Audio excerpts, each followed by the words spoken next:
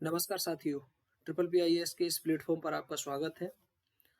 जैसा कि आप लोगों को जानकारी होगी कि हम पिछले 9 लेक्चर के अंतर्गत पॉलिटी के अधिकांश सेक्शन को कवर कर चुके हैं। कुछ पार्ट बचा हुआ है मिसलेनियस, वो हम आगे एक लेक्चर के अंदर 1-2 दिन में आपके सामने उस लेक्चर को प्रोवाइड करा देंगे। आज हम एक नए सेगमेंट जो यूपीपीसीएस 2024 प्री के लिहाज से काफ़ी हाई यील्डिंग बीपीएससी, एमपीपीएससी और भी किसी स्टेट के लिए, यूपीएससी के लिए बहुत ही ज़्यादा इससे सेक्शन से क्वेश्चन आते हैं, उसे हम एक नए फॉर्मेट के अंदर कंप्लीट करने का प्रयास करेंगे, क्योंकि अब हमारे पास समय कम बचा हुआ है और हमारे पास सिलेबस रिवाइज करने के लिए ज़्यादा बचा हुआ है। तो हम अब 4 ऑप्शन एमसीक्यू में रख के उसके बाद डिस्कशन कर रहे थे। उसके स्थान पर हम डायरेक्ट क्वेश्चन आंसर को डिस्कस करेंगे, ताकि कम समय में हम ज़्यादा से ज़्यादा डिस्कशन को आगे बढ़ा सकें। इसी कड़ी में हम आज देखेंगे कि हमने मॉडर्न इंडिया के यूरोपीय कंपनियों का आगमन, बंगाल के नवाब और ब्रिटिश ईस्ट इंडिया कंपनी और क्षेत्रीय राज्य के अंतर्गत पंजाब से संबंधित क्वेश्चन को शामिल किया है। तो आइए हम शुरू करते हैं आज के क्वेश्चन नंबर 1 की तरफ से, जिसमें बताया जा रहा है कि वास्को ड गामा भारत के लिए नए समुद्री मार्ग की खोज कर 20 मई 1498 ईस्वी को, यहाँ है, ईस्वी को भारत पहुंचा था। यह इस तरीके से नया क्वेश्चन है कि भारत के लिए नए समुद्री मार्ग की खोज कर 20 मई 1498 ईस्वी को भारत कौन पहुंचा? तो आप उत्तर देंगे वास्को ड गामा भारत पहुंचा। यहाँ पे हमने बीच में ये गलत लगा दिया, एक सेकेंड।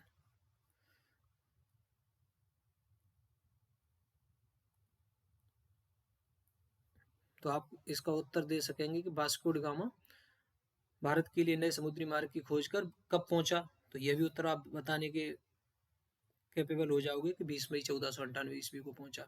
यह एक पुर्तगाली नागरिक था और भारत की खोज के लिए केप ऑफ गुड होप होते हुए 20 मई 1498 ईस्वी को भारत पहुंचा। दूसरा है कि गुजराती पथ प्रदर्शक थे एक अहमद बिन मजीद। अब ये नाम आपको याद रखना है। अहमद बिन मजीद ने इस कार्य में वास्को ड गामा की सहायता की। तो किस कार्य में? कि भारत के लिए नए समुद्री मार्ग की जो खोज की, इसमें अहमद बिन मजीद जो गुजराती एक पथ प्रदर्शक था, इसने वास्को ड गामा की सहायता की। तो ये क्वेश्चन फॉर्म हो सकता है कि वास्को ड गामा के भारत आने में किसने मदद की? तो अहमद बिन मजीद ने की। तत्कालीन कालीकट के शासक जो हुआ करते थे उस समय, जमोरीन, इन्होंने वास्को ड गामा का स्वागत किया। कहाँ पर? तो कालीकट में स्वागत किया। किसने किया? जमोरीन ने किया। तो ये आप 2 क्वेश्चन यहाँ पे मिल गए कि वास्को ड गामा का स्वागत कहाँ पे हुआ था? तो कालीकट में हुआ था। किसके द्वारा किया गया था? तो जमोरीन के द्वारा किया गया था। आगे बढ़ेंगे।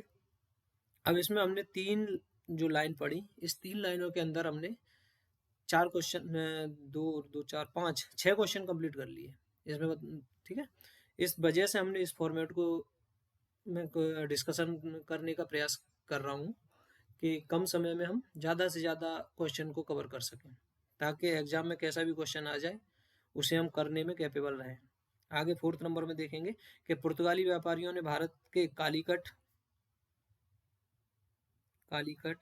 गोवा, दमन, दीव, दमन और दीव उस समय अलग अलग थे, एवं हुगली में अपनी व्यापारिक कोठियां स्थापित की। तो ये क्वेश्चन आ सकता है कि निम्नलिखित में से कहाँ कहाँ पुर्तगाली व्यापारियों ने अपनी कोठी स्थापित की थी।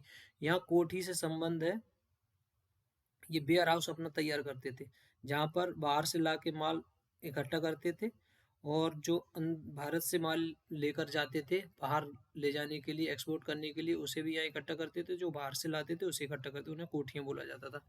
तो कालीकट पहला, गोवा, दमन, दीव और हुगली में अपनी व्यापारिक कोठियाँ स्थापित की। ये बंगाल का है।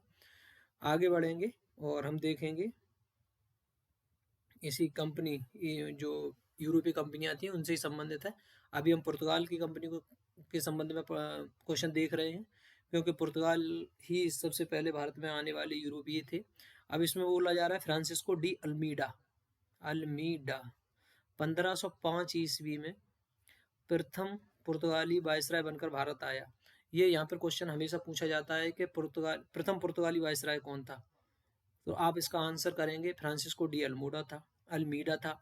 यह कब भारत का वायसराय बना था? तो 1505 ईस्वी में बना था। फ्रांसिस्को डी अल्मीडा से संबंधित एक क्वेश्चन और आता है कि ब्लू वाटर पॉलिसी का संबंध किस पुर्तगाली वायसराय से है? तो उसमें आप आंसर कर पाएंगे कि Francisco de Almeida Almeida blue water policy को लागू करने वाला वायसराय था। इस पॉलिसी का तात्पर्य यह है कि हिंद महासागर में अपना आधिपत्य स्थापित करने का प्रयास किया गया पुर्तगालियों के द्वारा इस पॉलिसी के द्वारा अंतर्गत। आगे बढ़ेंगे, इसमें बताया गया है कि अल्मीडा के बाद अल्फांसो डी अल्बुकर्क, इसके बाद अल्बुकर्क आया, 1509 ईस्वी में वायसराय बनकर आया। उसने 1510 ईस्वी में 1510 में बीजापुर के शासक यूसुफ आदिल शाह से गोवा छीन कर अपने अधिकार में कर लिया था। अब यहाँ मैं आपको 2-3 बात बताना चाहूँगा, ध्यान से सुनेंगे क्योंकि ये बहुत ही कंफ्यूजिंग रहता है। कई बार इसमें पूछा जाता, अब हम पेपर सॉल्व कर रहे होते हैं उस समय ध्यान नहीं रहता है कि अल्मीडा पहले आया था कि अल्बुकर्क पहले आया था। तो आप बड़े आराम से याद कर सकेंगे। अल्मीडा डा टाइप से आ रहा है ना, तो डी जैसा एक हमें प्रोनाउंसिएशन सुनाई दे रहा है, तो डी पहले आती है, तो अल्मीडा यहाँ पे लगाएंगे। अल्बुकर्क में हमें के जैसा प्रोनाउंसिएशन आ रहा है, तो ये के बाद में आता है, तो ये अल्बुकर्क है। तो जो अल्मीडा है ये 1505 ईस्वी में आया था, इसी की ब्लू वाटर पॉलिसी है। जो अल्बुकर्क है ये अल्मीडा के बाद आया था और 1509 ईस्वी में आया था। पहला अल्बुकर्क के संबंध में देखेंगे, ये दूसरा पुर्तगाली वायसराय था। आगे बढ़ेंगे, उसमें बोला कि 1510 1509 में आया, ऐसा नहीं कि ये 1509 में ही आया था, 1509 ईस्वी में इसको वायसराय बनाया गया था। 1509 से पहले भी ये भारत में ही काम कर रहा था। 1510 ईस्वी में इसने क्या करा, बीजापुर का एक शासक हुआ करता था Yusuf Adil Shah.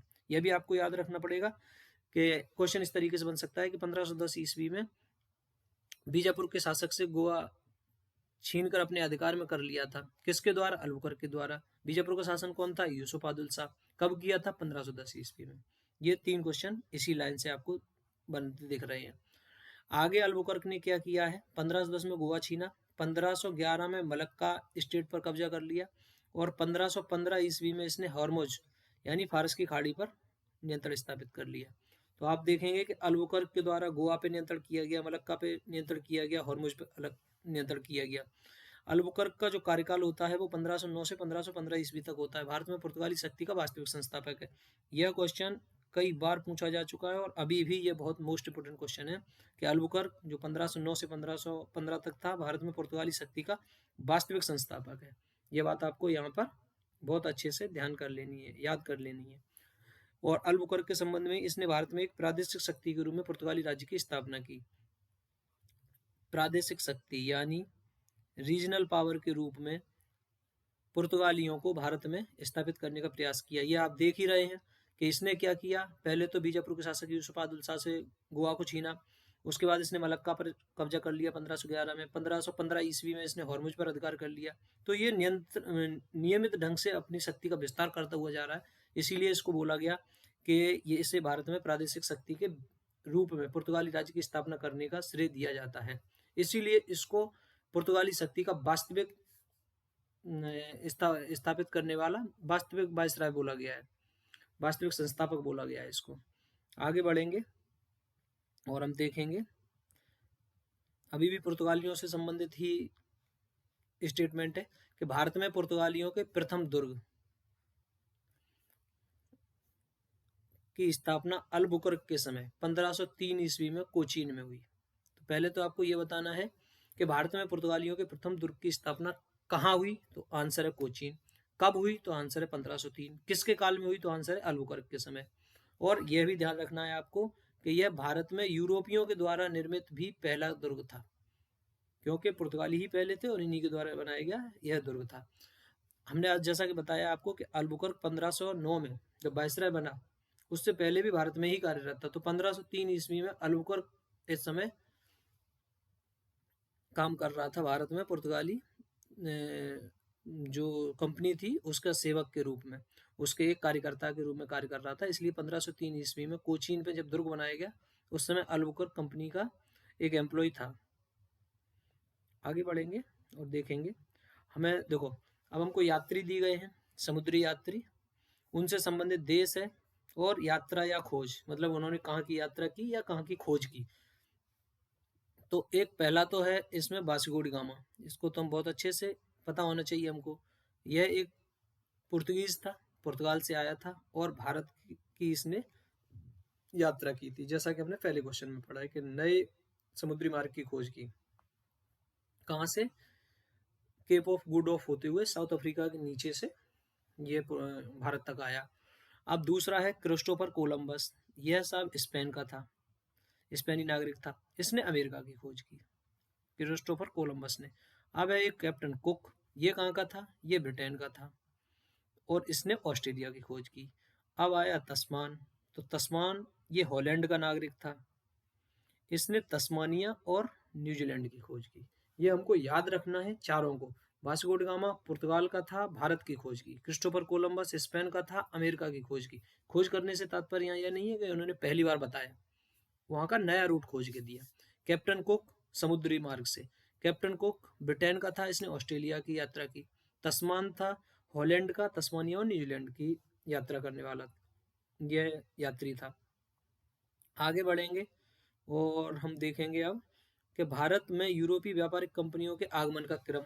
Most important question है, वेरी कंफ्यूजिंग है, ये कई बार पूछा गया है, फिर भी पूछा जा सकता है। सबसे पहले पुर्तगीज आते हैं, फिर डच आते हैं, फिर इंग्लिश आते हैं, फिर डैन आते हैं, फिर फ्रांसीसी आते हैं। पुर्तगीज, डच, अंग्रेज, डैन, फ्रांसीसी, ये आपको याद कर लेना है। PDEDF, PDEDF, ये आप ट्रिक बना सकते हो कि P से PD पुर्तगाली, डच, EDF अंग्रेज, डैन और फ्रांसीसी। पुर्तगाली द्वारा हुगली को बंगाल की खाड़ी में समुद्री लूटपूट के अड्डे के रूप में इस्तेमाल किया गया। याद रखना है आपको, ये पूछा जा सकता है कि बंगाल की खाड़ी को समुद्री लूटपाट के अड्डे के रूप में किसने इस्तेमाल किया, तो आप आंसर करेंगे पुर्तगीज ने किया, यानी पुर्तगालियों ने किया। अब इसी लूट के नियंत्रित करने के लिए 1632 ईस्वी में मुगल बादशाह शाहजहां के द्वारा, किसके द्वारा, शाहजहां के द्वारा पुर्तगाली बस्तियों को पूरी तरह से नष्ट कर दिया गया। वेरी इंपॉर्टेंट, कभी भी पूछा जा सकता है कि मुगल जो बादशाह हुआ करते थे शाहजहां 1632 ईस्वी में जब बंगाल की खाड़ी में समुद्री लूटपाट के अड्डे के रूप में इस्तेमाल किया, तो 1632 में पुर्तगाली बस्तियों को पूरी तरह से नष्ट कर दिया शाहजहां के द्वारा। आगे बढ़ेंगे।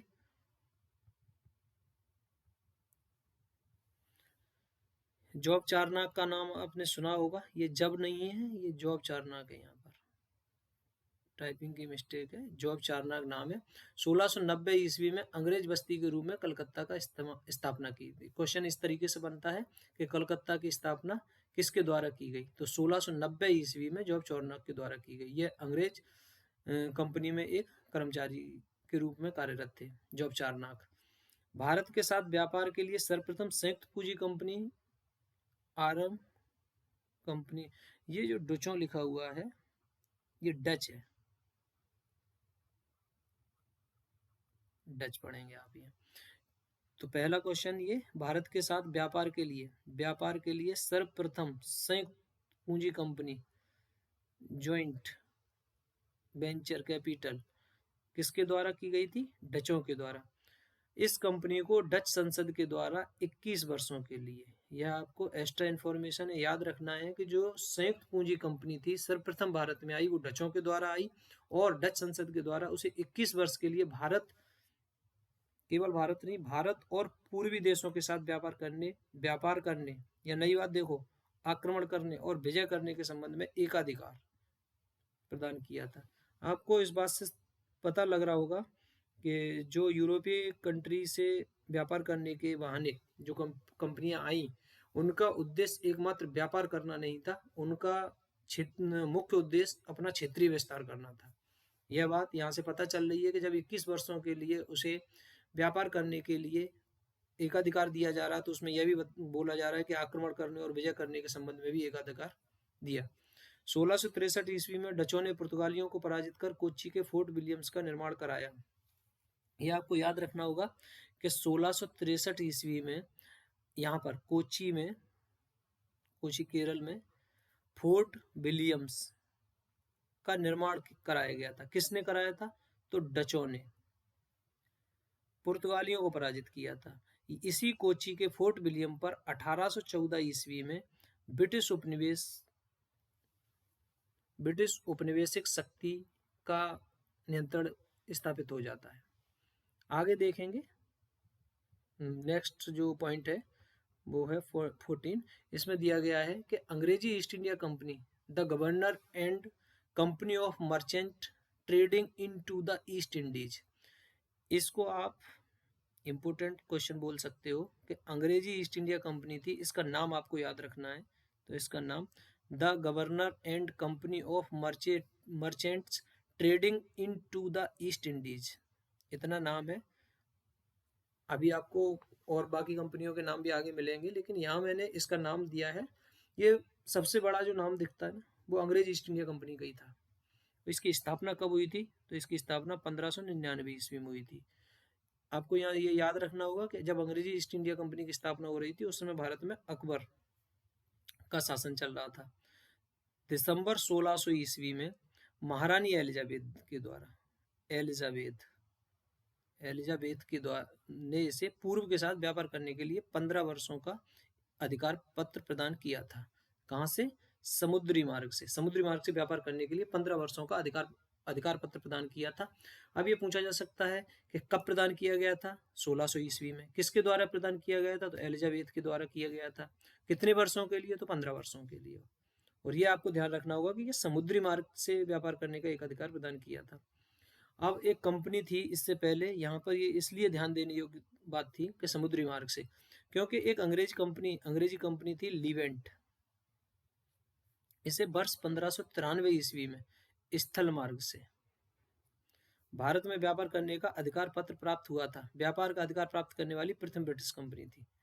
क्वेश्चन है ट्रिकी, आपको ये भी याद रखना पड़ेगा कि ऐसी कौन सी ब्रिटिश कंपनी थी जो भारत से व्यापार करने का पहली कंपनी ऐसी कौन सी थी जो भारत से व्यापार करने का अधिकार प्राप्त किया था? तो वो आंसर हो जाएगा लीवेंट। यदि इसमें समुद्री मार्ग लिखा होगा तो हम उसकी तरफ जाएंगे, लेकिन जब उस कंपनी का नाम पूछा जाएगा तो वो समुद्री मार्ग से एलिजाबेथ के द्वारा 15 वर्षों के लिए 1600 ईस्वी में उसको अधिकार प्रदान किया गया था। ब्रिटिश ईस्ट इंडिया कंपनी ने वर्ष 1611 में मछलीपट्टनम में जहांगीर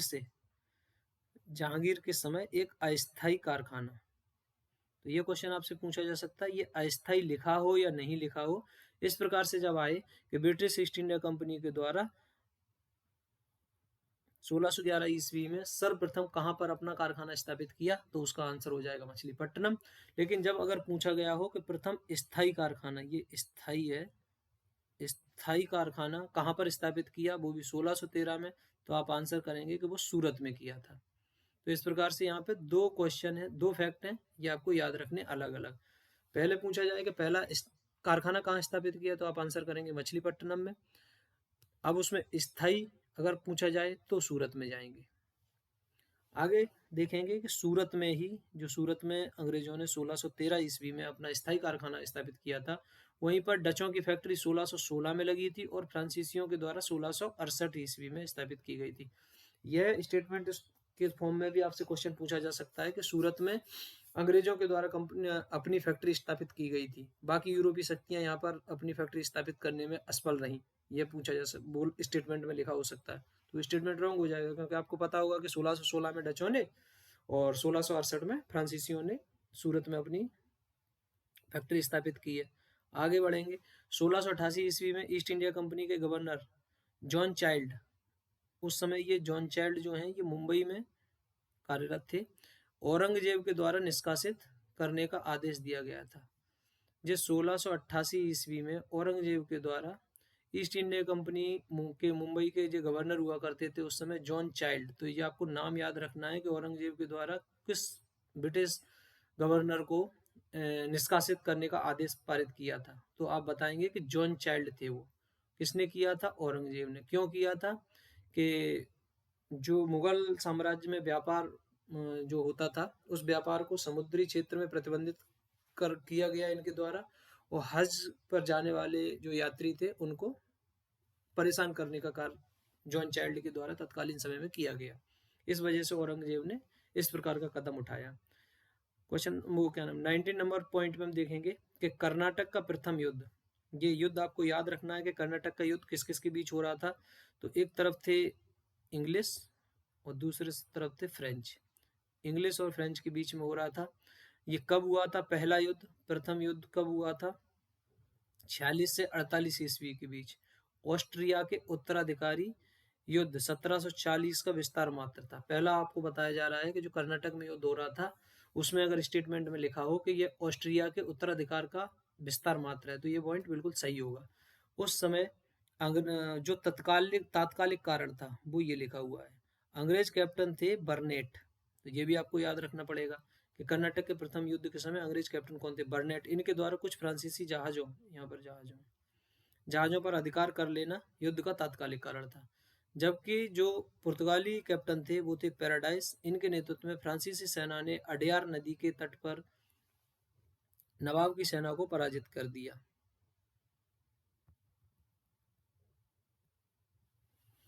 जो कैप्टन पैराडाइस थे, फ्रांसीसी सेना ने अडयार नदी पर सेंट थोमे नामक स्थान पर, तो ये बोला जाता है कि सेंट थोमे युद्ध का संबंध किस घटना से है, तो आप बताएंगे कि कर्नाटक के प्रथम युद्ध से है।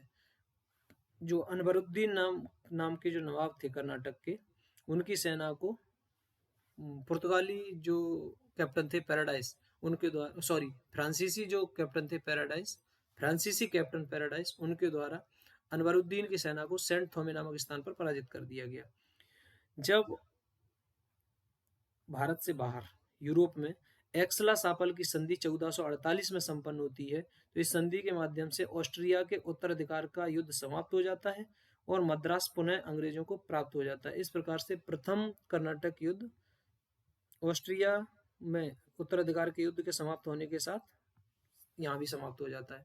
जबकि कर्नाटक का जो द्वितीय युद्ध था, यानी जो सेकंड वाला युद्ध था, वो 1749 से 54 में हुआ।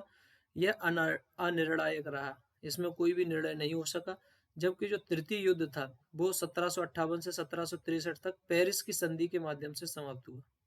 आपको याद रखना पड़ेगा कि पेरिस की संधि का संबंध किस युद्ध से है, तो कर्नाटक के तृतीय युद्ध से है। इसमें जो बताया जा रहा है नेक्स्ट पॉइंट में कि डुप्ले ने भू क्षेत्र अर्जित करने के उद्देश्य से भारतीय राजाओं के झगड़ों में भाग लेने की नीति का आरंभ किया। यानी जो हम बाद में देखते हैं सहायक संधि की नीति अंग्रेजों के टाइम में वायसराय जो हुए उन्होंने चलाई, जिसमें वो अपने जो क्षेत्रीय राजा हुआ करते थे उनके यहाँ अपनी कंपनी का एक प्रतिनिधि मंडल उनके यहाँ रख देते थे। उन्हीं के खर्चे पर सेना को रखते थे उनकी रक्षा के लिए, और खर्चे क्षेत्रीय राजाओं से वसूल करते थे। इस टाइप का कार्य सर्वप्रथम भारत में करने वाला जो एक व्यक्ति हुआ है वो हुआ है डुप्ले, जिसने भूक्षेत्र अर्जित करने के उद्देश्य से भारतीय राजाओं के झगड़ों को भाग लेने की नीति आरंभ की थी। भारत में फ्रांसीसी कंपनी ने वर्ष 1668 में सूरत में अपने पहले व्यापारिक कारखाने की स्थापना की, जो मैंने आपको पहले ही पॉइंट डिस्कस किया है। फ्रांसीसियों के द्वारा कंपनी देश इन देश, इनकी जो कंपनी का नाम था वो था देश इन देश ओरिएंटलेस, ये फ्रांसीसी कंपनी थी।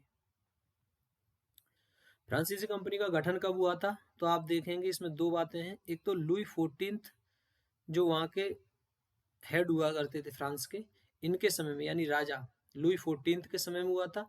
उस समय मंत्री थे कॉलबर्ट, इनके प्रयासों के बावजूद हुआ था। तो ये दोनों में पूछे जा सकते हैं, किस राजा के समय हुआ तो लुई 14, और किसके सहयोग से हुआ तो कॉलबर्ट के। कब हुआ 1664 में।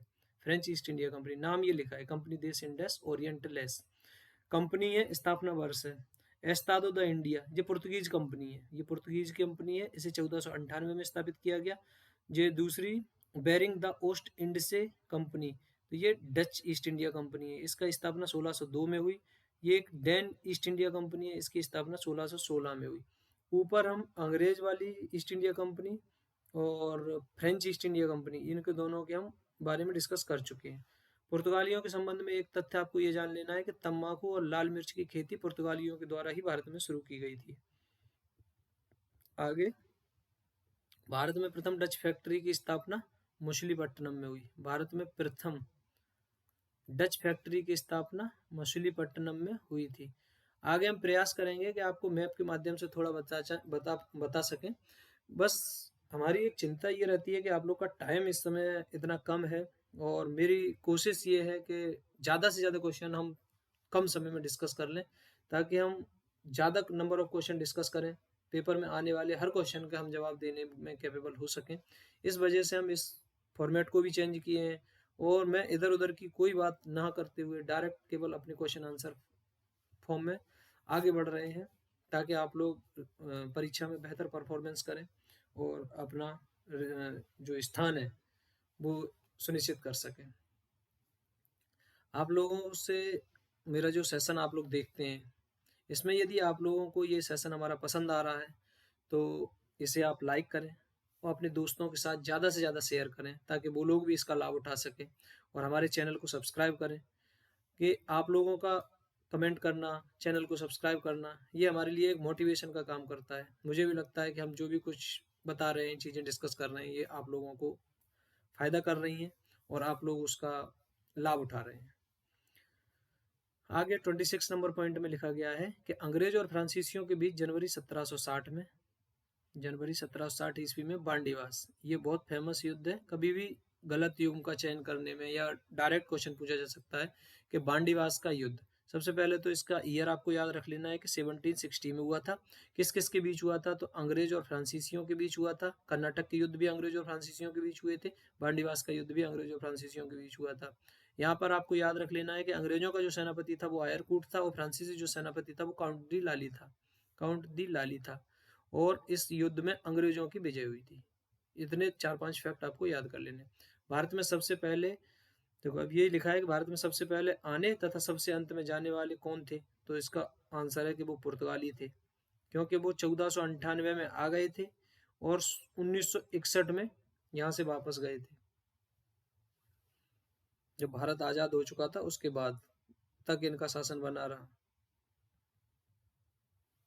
28 नंबर पॉइंट में है, वर्ष 1668 में चार्ल्स द्वितीय के द्वारा मुंबई 10 पाउंड वार्षिक किराए पर ब्रिटिश ईस्ट इंडिया कंपनी को प्रदान की गई थी। तो इसमें आपसे पूछा जा सकता है कब मुंबई को चार्ल्स द्वितीय के द्वारा ब्रिटिश ईस्ट इंडिया कंपनी को दिया गया था? तो 1668 में दिया गया था। कितना किराया था? तो 10 पॉइंट वार्षिक का किराया था। किसके द्वारा दिया गया था? तो चार्ल्स द्वितीय के द्वारा दिया गया था। चार्ल्स द्वितीय हैं ये ब्रिटिश के प्रिंस थे उस समय। 1661 में इनका विवाह पुर्तगाल की एक राजकुमारी कैथरीन मेयो के साथ हो जाता है। पुर्तगालियों के द्वारा मुंबई को चार्ल्स द्वितीय को दहेज में दिया जाता है और चार्ल्स द्वितीय उस दहेज में दी गई मुंबई को वर्ष 1668 में ब्रिटिश ईस्ट इंडिया कंपनी को 10 पाउंड वार्षिक किराए पर उपलब्ध करा देते हैं। मुगल सम्राट के द्वारा नियुक्त बंगाल का अंतिम गवर्नर मुर्शिद कुली खान। यह आपको क्वेश्चन को याद कर लेना है कि मुगल सम्राट के द्वारा नियुक्त बंगाल का अंतिम गवर्नर था मुर्शिद कुली खान। 1717 ईस्वी में किस मुगल बादशाह ने किया था? तो फर्रुखसियर के द्वारा किया गया था। मुर्शिद कुली खान की मृत्यु के बाद उसका दामाद शुजाउद्दीन बंगाल का सूबेदार बना था। यह बात भी आपको याद रखनी है कि मुर्शिद कुली खान की मृत्यु के बाद बंगाल का नवाब कौन था? तो वो था उनका दामाद शुजाउद्दीन। मुर्शिद कुली खान ने राजधानी ढाका से मुर्शिदाबाद, ये पहले राजधानी ढाका हुआ करती थी, यहाँ से मुर्शिदाबाद स्थानांतरित की किसने? मुर्शिद कुली खान ने। इसी राजधानी को आगे मुर्शिदाबाद से मुंगेर ले जाने का कार्य भी आगे एक बंगाल का नवाब करेगा, आगे नाम आने वाला है। आप लोग ध्यानपूर्वक सुनते रहिए। एक से एक ट्रिकी क्वेश्चन आपको मिलेंगे जो एग्जाम में उलझाते हैं, लेकिन आप अगर ध्यान से हमारा डिस्कशन सुनेंगे तो मुझे उम्मीद है कि आप उन क्वेश्चन को बहुत बेहतर ढंग से टैकल कर पाएंगे। अली वर्दी खान आते हैं। 1740 से 56 तक ये बंगाल के नवाब रहे। यूरोपीय शक्तियों की तुलना इन्होंने मधुमक्खी से की थी। यह भी क्वेश्चन आपको देखने को मिल जाता है कई बार। इनका जो स्टेटमेंट था वो ये था कि यदि इनको छेड़ोगे नहीं तो ये हमें शहद देंगे और अगर आपने छेड़ा तो ये हमें काट काट के मार डालेंगे। ये अली वर्दी खान का स्टेटमेंट था यूरोपीय शक्तियों के संदर्भ में। अली वर्दी खान के जो उत्तराधिकारी हुए हैं वो हुए हैं सिराजुद्दौला। 1756-57 के समय ब्लैक होल की घटना 20 जून 1756 को हुई थी। सिराजुद्दौला के समय ब्लैक होल की घटना होती है। इस घटना में कुछ यूरोपियों को सिराजुद्दौला एक ऐसी बंद कोठरी में बंद कर देते हैं जिसमें ऑक्सीजन न मिलने की वजह से, अंधेरे की वजह से अधिकांश लोगों की मृत्यु हो जाती है। तो इस घटना को ब्लैक होल की घटना के नाम से जाना जाता है। उस समय जो बंगाल के नवाब हुआ करते थे वो सिराजुद्दौला होते थे। डेट आपको याद रखना है, किस किस समय में हुई है यह याद रखना है। एपिसोड हमने बता ही दिया कि क्या हुआ था। आप 23 जून 1757 ईस्वी को, यह डेट आपको याद रखनी होगी, 23 जून 1757, यह यहाँ पे होता है प्लासी का युद्ध। रॉबर्ट क्लाइव उस समय होते थे इसके अंग्रेज गवर्नर। अंग्रेजों ने बंगाल के नवाब सिराजुद्दौला, यही सिराजुद्दौला हैं जिनके समय में ब्लैक होल की घटना हो रही है, पराजित कर भारत में ब्रिटिश प्रभुत्व को प्रारंभ किया। तो आपको 2-3 बातें याद रखनी है। प्लासी का युद्ध 23 जून 1757 को, अंग्रेज सेना का नेतृत्व रॉबर्ट क्लाइव के द्वारा, अंग्रेजों ने बंगाल के नवाब सिराजुद्दौला को पराजित कर भारत में ब्रिटिश प्रभुत्व को स्थापित किया। भारतवर्ष में ब्रिटिश साम्राज्य के संस्थापक के रूप में लॉर्ड रॉबर्ट क्लाइव को जाना जाता है। आपको याद रखना होगा क्योंकि इसने प्लासी के युद्ध में बंगाल पर नियंत्रण स्थापित कर लिया था, तो इसलिए ब्रिटिश साम्राज्य के संस्थापक के रूप में लॉर्ड रॉबर्ट क्लाइव को जाना जाता है। और एक विद्वान हुए हैं पिट, इनके द्वारा लॉर्ड रॉबर्ट क्लाइव के संदर्भ में कहा जाता है कि स्वर्ग से उत्पन्न सेना नायक, या मान लो स्वर्ग से उत्पन्न सेना नायक की उपाधि पिट के द्वारा किसे प्रदान की गई, तो लॉर्ड रॉबर्ट क्लाइव को दी गई। स्वर्ग से उत्पन्न सेना नायक किसे कहा जाता है, तो लॉर्ड रॉबर्ट क्लाइव को कहा जाता है।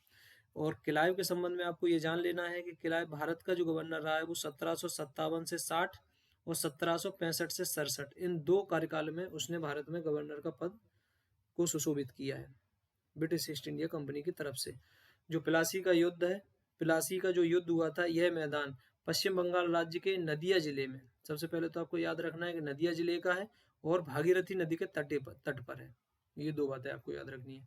मीर कासिम, यही वो बंगाल का नवाब है जिसने राजधानी मुर्शिदाबाद से, ढाका से मुर्शिदाबाद ले गए थे अलीवर्दी खान। मीर कासिम मुर्शिदाबाद से मुंगेर ले गया। मीर कासिम ने सेना का गठन यूरोपीय पद्धति पर करने का निश्चय किया। मुंगेर में तोपें तथा तोड़ेदार बंदूक बनाने की व्यवस्था की। यह यूरोपीय ढंग से अपनी सेना को पुनर्गठित करना चाहता था और बंगाल को ब्रिटिश जो आधिपत्य स्थापित हो चुका था उससे बाहर लाकर स्वतंत्र रूप से बंगाल का विकास करना चाहता था।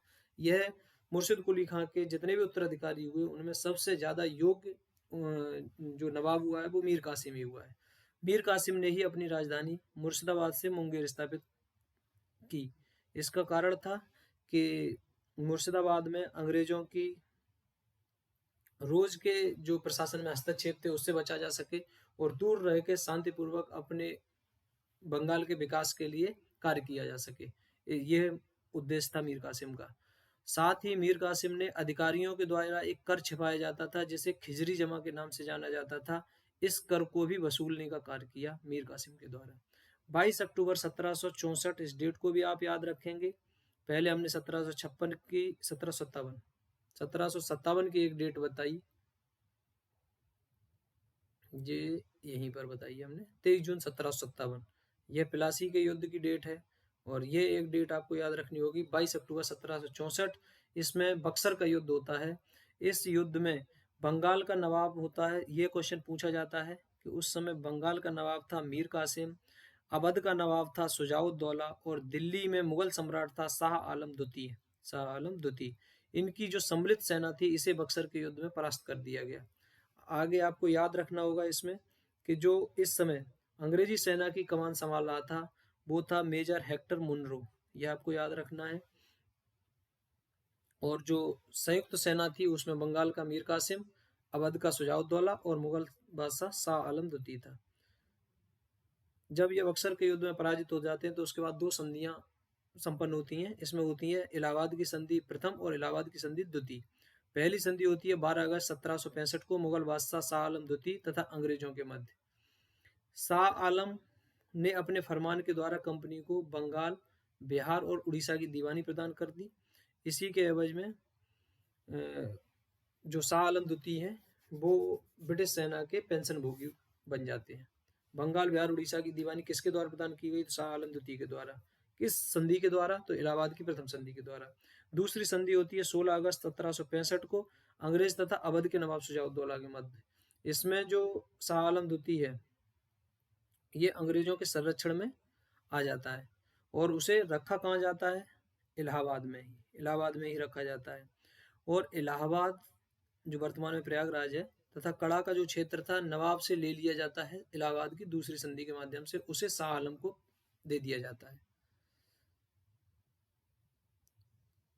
इसी शाह आलम द्वितीय के समय वर्ष 1803 में दिल्ली पर ब्रिटिश शक्ति का यानी अंग्रेजों का अधिकार हो जाता है शाह आलम द्वितीय के समय। अब हम देखेंगे अवध का जो नवाब था आसफउद्दौला, इसका दीवान या अर्थमंत्री कौन हुआ करता था, तो उसका नाम था राजा टिकैत राय।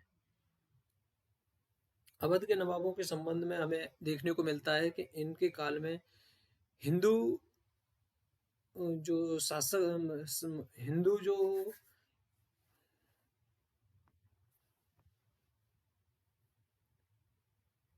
हिंदू व्यक्तियों को सर्वोच्च पद प्रदान किए जाते थे अवध के नवाब के समय में। आगे अब जो आज के टॉपिक का जो थर्ड टॉपिक है, जिसमें आपको क्षेत्रीय राज्य के संबंध में बताया जाना है। इसमें एक युद्ध का वर्णन आता है, जो युद्ध है चिलियावाला का युद्ध, जो 1849 में होता है डलहौजी के समय में। इस समय जो अंग्रेज सेनापति होता है वो तो होता है लॉर्ड गफ, और जो सिख सेनापति होता है वो होता है शेर सिंह। लड़ा गया युद्ध निर्णायक रहा। रणजीत सिंह ने तोपें, गोला और बारूद बनाने का कारखाना बनाया था। कहाँ पर? लाहौर में और अमृतसर में। ये दोनों ही रणजीत सिंह की तत्कालीन समय में राजधानी हुआ करती थी। यह राजनीतिक राजधानी हुआ करती थी, यह धार्मिक राजधानी हुआ करती थी।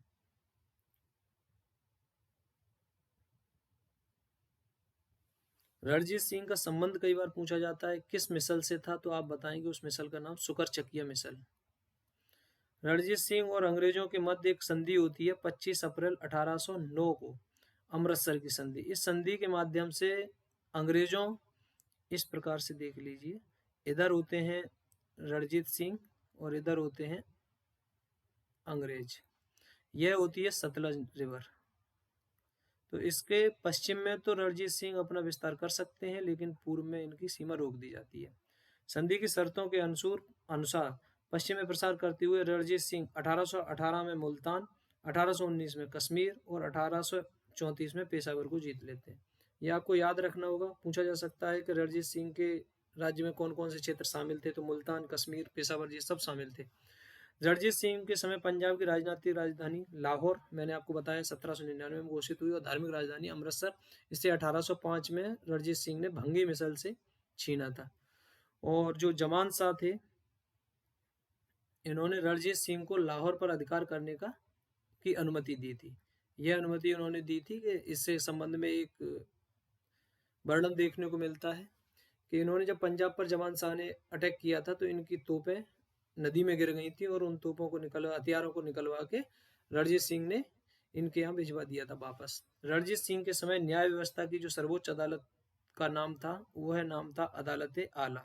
यह आप याद रखेंगे, अदालत आला था, जो कहाँ पर थी? लाहौर में, जो कि रणजीत सिंह की राजनीतिक राजधानी थी। और इस अदालत आला का जो प्रमुख हुआ करता था, वो स्वयं रणजीत सिंह हुआ करते थे। शाह शुजा ने काबुल का राज्य प्राप्त करने के लिए रणजीत सिंह से सहायता मांगी और उन्हें कोहिनूर हीरा भेंट किया था। तो पूछा जा सकता है कि रणजीत सिंह को कोहिनूर हीरा किसके द्वारा प्रदान किया गया, तो आप बताएंगे शाह शुजा के द्वारा। 1839 में रणजीत सिंह की मृत्यु के बाद उनका पुत्र खड़क सिंह सिंहासन पर बैठा। इसमें पूछा जा सकता है कि रणजीत सिंह का जो उत्तराधिकारी हुआ वो कौन हुआ, तो वो खड़क सिंह हुआ। महाराजा दलीप सिंह सिख साम्राज्य के अंतिम शासक थे। इनके संबंध में बोला जाता है, ये दलीप सिंह अंतिम शासक थे 43 से 49 तक, सिख साम्राज्य के अंतिम। इन्होंने बाद में ईसाई धर्म अपना लिया था। इनकी मृत्यु इंग्लैंड में हुई थी। पंजाब में ब्रिटिश साम्राज्य के विलय के बाद 1849 में शासन करने के लिए 3 लोगों की एक परिषद, 1849 में शासन पंजाब का विलय हो जाता है। 3 लोगों की एक परिषद बनाई जाती है डलहौजी के द्वारा, और इस परिषद में पहले व्यक्ति जो होते हैं वो होते हैं सर हेनरी लॉरेंस, इनको अध्यक्ष बनाया जाता है। जॉन लॉरेंस दूसरे व्यक्ति होते हैं, और तीसरे होते हैं चार्ल्स ग्रेवल मानसेल। ये आपको याद रखना है। पहले व्यक्ति अध्यक्ष हैं हेनरी लॉरेंस, दूसरे John Lawrence, sir Henry Lawrence को इसमें अध्यक्ष और सदस्य के रूप में जॉन लॉरेंस और चार्ल्स ग्रेवल मानसेल को सदस्य के रूप में नियुक्त किया जाता है। फ्रांसीसी पर्यटक एक हुए हैं विक्टर जैकमा। इन्होंने रणजीत सिंह की तुलना नेपोलियन बोनापार्ट से की है, जो फ्रांस के सेनापति रहे थे, फ्रांस के राष्ट्रपति रहे, हेड रहे। विक्टर जैकमा ने रणजीत सिंह की तुलना की। फकीर अजीजुद्दीन जो रणजीत सिंह के विदेश मंत्री के रूप में कार्यरत थे। इस प्रकार से आज की डिस्कशन हमारी यहीं पर समाप्त होती है। आप लोग हमारे प्रोग्राम को सुन रहे हैं, आप लोगों को हमारा सेशन कैसा लग रहा है? यदि आप लोगों को हमारा सेशन पसंद आ रहा है तो आप हमारे सेशन को लाइक करें, ज़्यादा से ज़्यादा शेयर करें और सब्सक्राइब करें।